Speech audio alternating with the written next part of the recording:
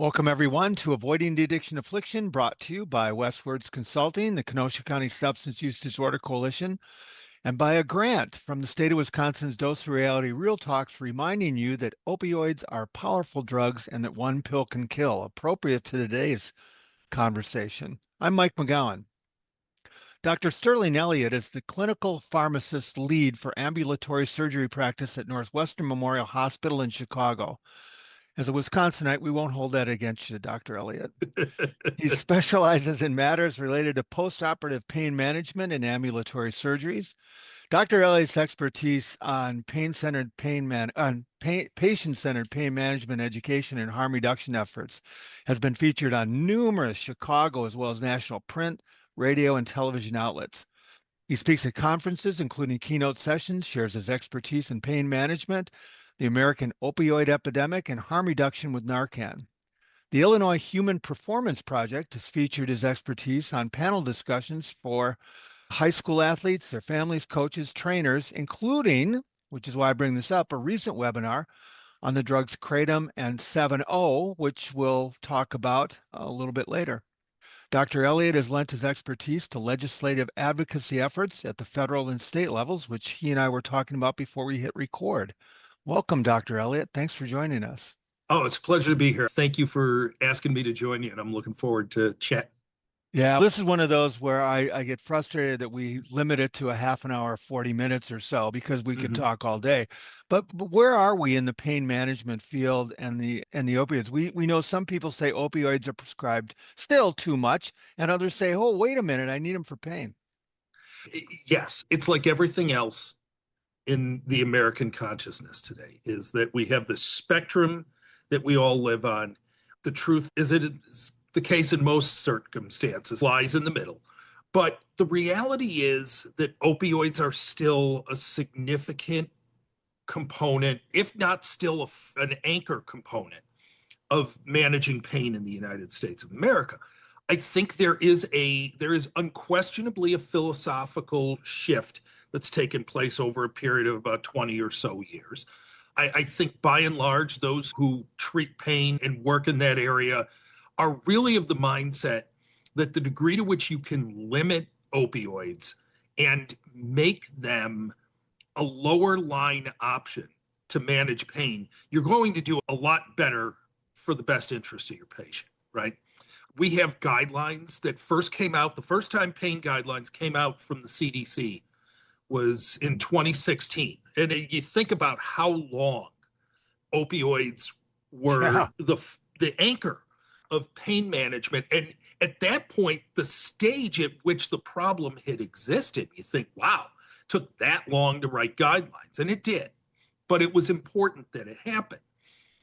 But guidelines, and I was speaking at a summit a couple of days ago in Washington, D.C., and I was on a panel, and one of the panelists with me was a psychiatrist who runs a division of the National Institute on Drug Abuse. And we were talking about it in the question and answer session, and we talked about the idea that guidelines are produced and developed at, for lack of a better term, a glacial pace. It just moves incredibly slowly before consensus comes out. And then to get revisions is equally laborious, right? CDC by 2022 had put out a set of revised guidelines to their first set. So that time period is really, that, believe it or not, that's lightning speed in the world of guidelines, right? And I think what that means is that it remains this element of an important battle in the public consciousness, right? And so I think that's important to understand, that there's this general mindset. And one of the big shifts in those guideline changes was that in 2016, they tried to put forth some concrete dosing strategies. By 2022, they had said, don't look for significant dosing markers. Look for how to incorporate opioids, if you need to, into a patient-centered plan that's focused on patient well-being. And I think that's critical, because what we've done for so long in this country is we've focused pain treatment on how badly does someone think it might feel. Oh, yeah. And I The, think, the 0 to 10 and the yeah, smiley faces thing. and we've all seen it, and it's probably contributed to a lot more detriment than it has well-being, right? And I think one of the key shifts that we have to continue to work on, and the guidelines certainly help us get there, is that idea of how are you doing? You're going to have some pain. It's not the end of the world if you do, but let's figure it out and let's manage it to a point where you continue to do fine and do even better. And that's what we're trying to do. That's funny you should say that because my parents both had difficulties with chemicals. And so my first ACL surgery back in the days when they cut open half your leg, right? I didn't know what they gave me, but I loved it. And I said, "What is this stuff?" And they said, "Morphine." And I said, Mhm. "Can you give me something else? I don't want to end up like my parents." And the doctor said, "Well, you're going to hurt." And I said, "Okay, I'd rather hurt." So I've always tended to mark the lower end. I'm in less pain than I probably actually am, but were people who I'm sure would do the opposite, right? And there were, there are, and there will continue to Yeah. be. But I think, and you're touching on another element, which is that at a point in time, we called pain a fifth vital sign. And we really did everything in our power. And we made patients believe it was right to do everything in our power to try and eliminate that pain. And it's not, I don't know that's an immediate realistic goal, right? Particularly when you're dealing with pain that comes from injury, whether you inflicted the injury upon yourself because you fell and you hurt yourself, or you went in for surgery and a surgeon intentionally inflicted some injury leading to pain because he or she was going to fix a problem that was continuing to give you a Yeah. lot of pain for different reasons, right? It's not going away like that. It just isn't. I wish it would. It'd be great. It'd be fantastic. But it's not going to happen. So, in the absence of an ideological goal that's not attainable, let's work in the world of pragmatism here, right? Let's be pragmatic about it. And let's try to get this thing under control and keep you making progress toward getting even better. What alternatives currently are you comfortable with? Oh, there's a number of things. I think that when you look at, we talked about the CDC guidelines, and even from the 2016 guidelines, they started to impress upon this. The 2022 guidelines made it even more of a foundational principle, and that is that non opioid options should remain top of the table of ways to help patients get themselves through pain. And that includes some of the tried and true drugs like acetaminophen, the brand name we all know as Mhm. Tylenol. A lot of the anti-inflammatories, the non-steroidal anti-inflammatories are great options. There was a point in time where a lot of surgical disciplines were a little hesitant to use a lot of the anti-inflammatories. One of the things we know about inflammation in the body is that while it causes aggravation, it could cause that pressure and that stiffness, and it hurts and it limits your ability to move and things like that.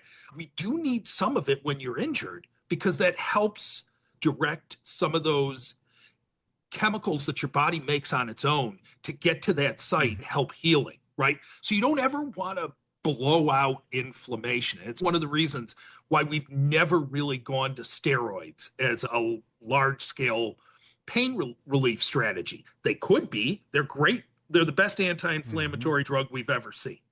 They work reliably and they work exceptionally every time, but they can actually tamp down too much of that inflammation and it'll hurt your healing. Years ago, there was some data that suggested that the anti inflammatory drugs might really do the same. It wasn't great data. Years later, we came to a consensus that it wasn't great data, and we started redeploying these anti inflammatories. And man, when you do that, you make a lot, you help your patients make a lot of progress. So I'm a big fan of that. Certainly, the local anesthetics; those are the cane drugs that we hear about. I think the one people I think know most commonly. There's two people know most commonly. The first is lidocaine. The second is the brand name Novocaine, which is actually a drug that hasn't been on the market in the United States in about 40 years now, right? But it's the name everybody knows. But the drugs in the cane family are great. They actually, you put them at the site above where the pain is a problem, and it acts as a roadblock. It doesn't allow that pain signal to get anywhere near your spinal cord. And if it can't get to your spinal cord, then it can't get anywhere near the point on your brain that says, ow, this hurts.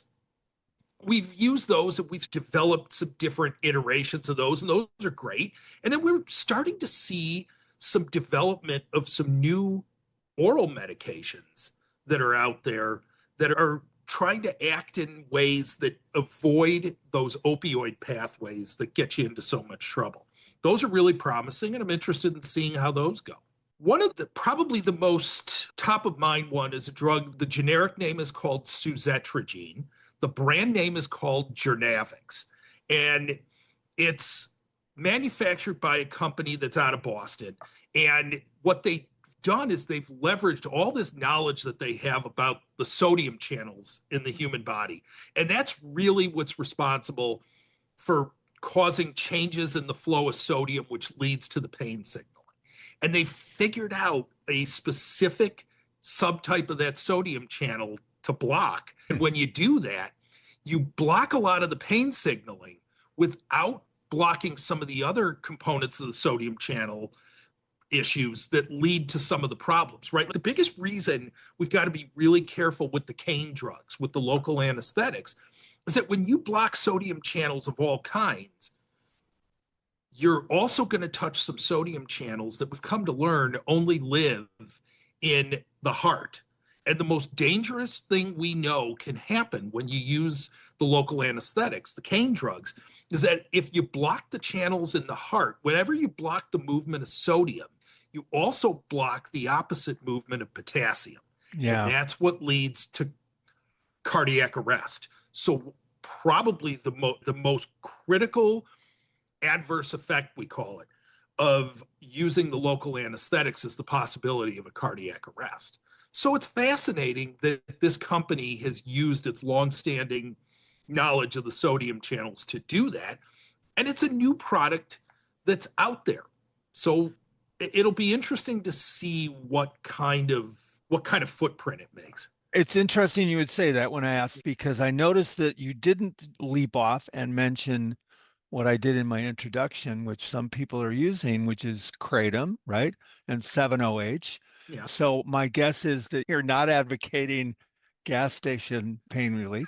Gas station pain relief. No, right? They still, the term you hear everybody throw around is gas station heroin. And no, I think, first of all, kratom is one of those things that's sold across counters essentially to make money, right? And no other way to say it. It has some properties that work similar to opioids. I will say this. One of the areas that kratom, at least as far as we know right now, doesn't touch is the part of the brain that governs things like constipation and, most importantly, the rate at which you breathe, right? Because people die from an opioid overdose because you stop breathing. Very simple. You die because you stop breathing. You can't move any oxygen to the brain, and your brain is dead. A very simple explanation of how that goes. So if you're not impacting that pathway that works on the breathing component, is a huge element of safety when it comes to preventing death, right?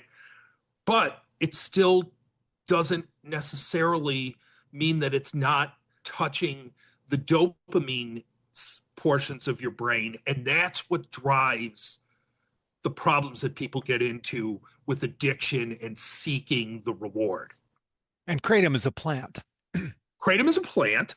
Listen, kratom is a plant. Morphine ultimately comes from a plant, right? The base of all opioids is the opium chemical that comes from the poppy plant. It's typically produced in the areas around Afghanistan and Pakistan, right? So you refine the opium. The first iteration that you refine to is heroin. The next iteration that you refine to is morphine. Yeah. If kratom is poppies, then 7-OH is, Yeah. Now, the kratom plant is not a poppy plant. It's a different plant. but I'm just, Yeah. So so if heroin is to poppy plants, which 7-OH is to kratom. to kratom, 7-OH is a concentrated version it's a concentrated version of the active chemical that causes the opium or the opioid like effects that you see in kratom. The chemical that causes the effects in a kratom plant is called mitragynine. 7-OH is simply a shortened way to say 7-hydroxymitragynine. And you put a chemical group structure called the hydroxy group, which is an OH group, on there, and it changes the way the chemical moves in the body and it makes it more potent. So you can use less 7-OH to get the same, if not greater, effect that you would need from straight kratom. That's how it And I works. tried in preparation for this, I tried to figure out where we're at legally, right? And Yeah. while kratom is generally viewed as okay, 7-OH is not viewed as okay. And while the FDA says one thing, the laws, California does one thing, Connecticut does another, some states do Yes. nothing. Where are we at? That's exactly where we're at. No, it's true. What you Well, just yeah, described is yeah. exactly what's true, right? On the federal level, the Federal Controlled Substance Act, it really has no place for it to be regulated. There's just no mechanism in the Federal Controlled Substance Act that allows DEA to start to put specific recommendations in there and specific regulation strategies. And so DEA has the same feeling as you and I have right now. And that is exactly what do we do with this? Now, all that said, what DEA is publicly stating and has publicly stated for years since kratom's come into the American marketplace is to say that kratom is a substance of concern. And FDA mirrors that belief. So it gets left, as many things do. It's the concept of states' rights. In turn, it's a legal constitutional concept called states' rights, and it leaves it to the states to put in the stringent regulations. And so, for that reason, you essentially have 52 different frameworks for doing that. You've got the 50 states, you've got the District of Columbia, and the Commonwealth of Puerto Rico. And they can all apply their own distinct regulatory approaches. And they vary differently. Yeah. And you're part of a group who advocates and lobbies and tries to educate legislative body. In fact, you just came back from Washington. I got back from Washington, D.C. last night. Yeah. Thank you for doing this. Yeah. How did it go? What's the group again? What's the group? The group is a group called Voices for Non-Opioid Choices. And the group is now, 7 years old, I believe. And the founding members, who are colleagues of mine on the board of directors, are three of them will tell you they are members of the worst club on earth to be a member of.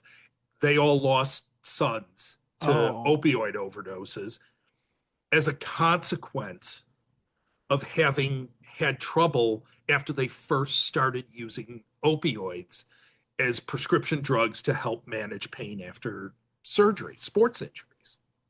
yeah, that's part of the problem we're having with the drugs we were just talking about, the pseudo pharmaceuticals for whatever Mm-hmm. it is. I don't know if you did you see John Oliver's thing on his show a couple of weeks ago I didn't have a on chance to HBO? see it. Oh, No. he did a whole half an hour on what's available at gas stations and whatnot, and how Yeah. sometimes it's dirt and sand, and sometimes it's stuff that can actually kill you. Yes. And the reality is the clandestine street market looks like that a little bit too. And what's so concerning is that when we go ahead and treat somebody, if you have surgery, we're going to say, Mike, this is going to hurt a little bit. We know we're going to tell you some things to do to manage that pain because we want you to keep doing your rehabilitation work and your recovery. And as you do that, you move, you're going to feel better. Now, I'm going to give you in your toolbox here 12 of these opioid pills. When we do that, there's sort of two things that are underpinning everything we're doing. Number one is that I want you to use them really only when the pain Yep. becomes so significant that you can't make that progress that we were talking about. That's number one. Number two, I'm entirely, I believe entirely that the 12 pills I gave you are the absolute most you'll need to help you with that. And it's my great hope for you that you'll need far fewer than those 12. I don't anticipate that you'll need another round of them.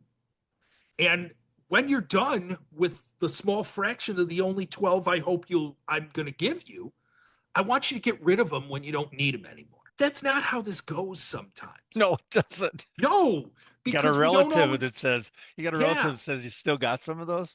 you should get rid of them. Right? Yeah. I always tell people, consider that the pain umbrella. So once the storm comes through, the umbrella is of no use to you. Find a place to get rid of them. You can look for those kiosks, pay attention to those take back day events that go on at the end of every April and the end of every October, if that time's up for you. And if it rains again, we'll get you a brand new umbrella. That's great. People Yeah. don't do that though, do they, Doctor? They say, I better No, hang on to this umbrella because it might rain again. absolutely. And they end up in cabinets. Yep. And it's interesting. I heard one of the panelists when I was in Washington the other day talking about the fact that one of their good friends, he's an orthopedic surgeon in Louisiana, and one of their good friends is a realtor. And whenever she's listing a house and putting a house on open for an open house, one of the things she tells her client is, I need you to clear out your medicine cabinets of Yeah. anything like the pain pills, and you have to get rid of them because there are people who come through open houses looking into bathroom cabinets for this kind of stuff. It happens, right? Grandchildren come over to see how grandma's doing because they know grandma had surgery. Do they care about grandma's well-being? Yes, they do, but sometimes they also care about the pain pills that they know are in grandma's cabinet. So you got to be careful of all of that.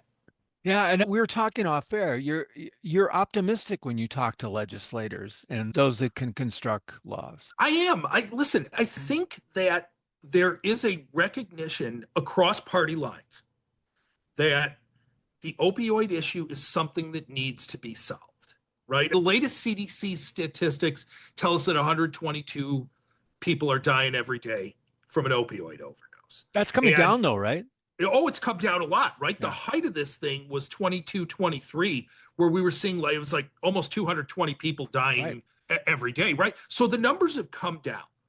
That's great, but that's still 122 every day too many because they're all preventable deaths. Every death that happens as a consequence of an opioid overdose is preventable, and you need to get through it and you need to get around it. And you'll hear people too, there are groups of people who will say, I don't believe those numbers. I think those numbers are higher. And they very well may be. But the process by which we were measuring them at the height of this thing hasn't changed.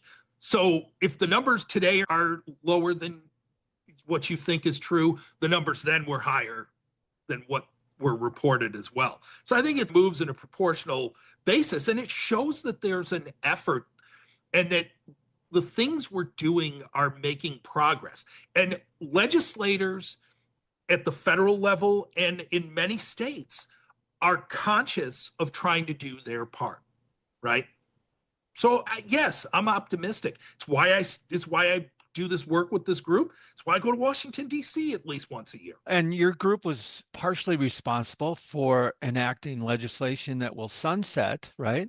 Yep. And so what we tend to do is, okay, we fixed it and then we let things sunset, then it gets to be bad again. So we have to continue, right? I would think you would say to Yes. advocate and enhance. Yes. In fact, that was one of the themes that we were trying to impress upon all the advocates that came to our conference and that went up to Capitol Hill and went to talk to segments of the government with us. And that is that this is a moment in time where we've got to fight that uniquely American sensibility and keep our foot on the gas. I told the panel when I was there, when I was flying out Tuesday morning, I was looking for something to pass the time while I was up in the air. And I ended up watching Talladega Nights. And I told the panel, I said, it's like Ricky Bobby always says, you keep your foot on the gas because if you ain't first, you're last, right? And I think that's really true. And that's one of those things. Listen, I walked into offices of Congress people, senators, and we had an opportunity to sit down with some folks in HHS. And to all of them at some point, I said, this is a moment where we have to philosophically decide we're going to put our foot on the gas and we're going to grab our hands around this thing and flip it in a better direction. The American opioid crisis is, I would argue, at an inflection point right now. And what are you going to do with it? Because we've got practices in place to control the supply, but the ultimate win is going to be in fundamentally altering the demand portion of the economic equation. And I've written about the problem as an economic exercise. And yeah, and given that, I know you're an advocate for harm reduction, and that still is somewhat of a divisive in some communities. So, like I drove past yesterday a vending machine, a harm reduction vending machine, and that they had to fight to get. Yeah. And listen, harm reduction, the idea of the availability of Narcan and making sure the public knows how to use it is important. And on the whole, there's good in it. What we were telling legislators and members of the federal government this past couple of days is that while deaths by overdose are down, the number of overdose incidents is not declining. That's because we're better at keeping people alive. Say that again. Say that again. While the number of deaths as a consequence of an overdose are down, they're down significantly. The number of overdose incidents is not down. Significant. People are still getting in trouble and overdosing. And that's why I talk about we've got to move on the demand, right? The demand is there to go get the item and use and ultimately misuse it. If you're fortunate enough to be in the presence of someone who's got the solution to your death and knows how to use it, there's a real good chance you're going to survive. Much better than years ago. Do you do that when you do trainings? Because I do. I advocate when I talk to social workers. Are you trained? Are you carrying Narcan? And I'm amazed at the number who say no. Oh, yeah. Listen, I traveled back and forth to Washington, D.C. with 3 doses in my backpack, in my bag. And when I was in a number of different offices on Capitol Hill and in the HHS building, I pulled out a dose to show them. Absolutely. That's great. What was their reaction to that? Oh, I think their reaction was, that's terrific. So you really, that's really a part of the solution. I said, yep. I said, and every time I've sent that bag through a screener at an airport or at an Amtrak station or whatever, nobody's ever asked me a question about why do you have this in here?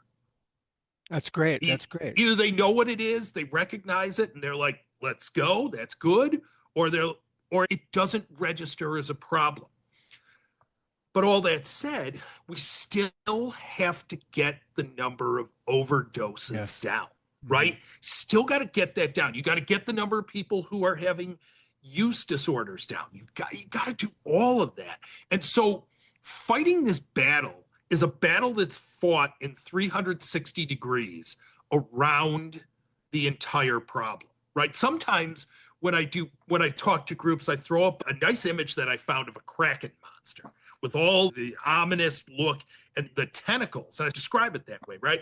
If you go after one tentacle, there's 11 or 12 other ones that are just going to subsume you, right? And it's going to make everything you're doing worthless. So the problem has to be approached from many directions and different pathways. And I like to think that my efforts sort of give credence to that. I I, agree. And I'm a big advocate for education, right? yeah, Because prevention and education affects the demand end of it. there's no question. I think one of the issues, I'm a big advocate of teaching people how to manage your pain, for God's Hmm. sakes, because one of the things that I believe is lacking in the whole pain management approach is that many people don't really understand what their tools are and how to best deploy them, right?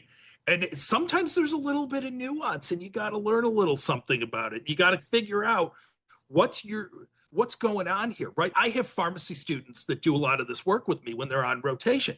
And one of the very first things I teach them, and one of the first things we do is we read the story of a legendary Major League Baseball pitcher named Roy Halladay, Sure, who right. passed away Yeah. in 2017 at 40 years of age when he crashed his plane into the Gulf of Mexico about 4 years after he had retired. When the tox screen came back, you had opioids, you had benzodiazepines, you had stimulants, you had antidepressants, you had muscle relaxers. You had this constellation of things we know are a problem, right? So we read that so we understand what the problem looks like and how it ends horribly.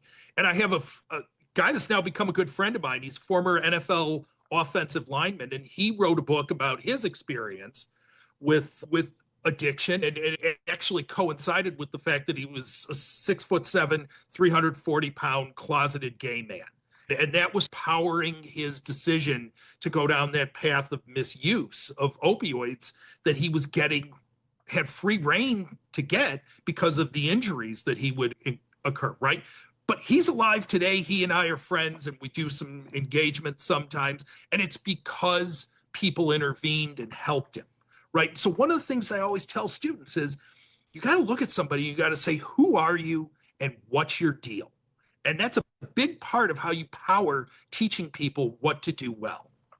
That's awesome. That's awesome. Yeah, That would be a great part if you're willing to come back on. That'd be a great lumping off point for the next time we talk. Who are you and sure. what's your deal? In Who fact, are you and what is your deal? we could call that next podcast that. Um, Good. Dr. Elliott, I share your optimism, and I think we just keep fighting. People ask me, how are you still doing it with energy after all these years? I'm like, because we keep seeing positive things happen, right? Yes. A, we keep seeing positive things happen. I feel like Hubie Brown now. And B, I should do a thick New York accent. And B, even though we think we know how to help people, there's still a lot of people to help, at least Yes, 122 a day. yes. And there's plenty of people who want the help as well.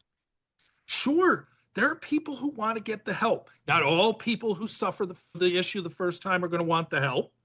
And you may have to come back and back. Yeah, It's part of the great. process. Those of you listening and watching know that I put a link to Dr. Elliott's access on the blurb of the podcast.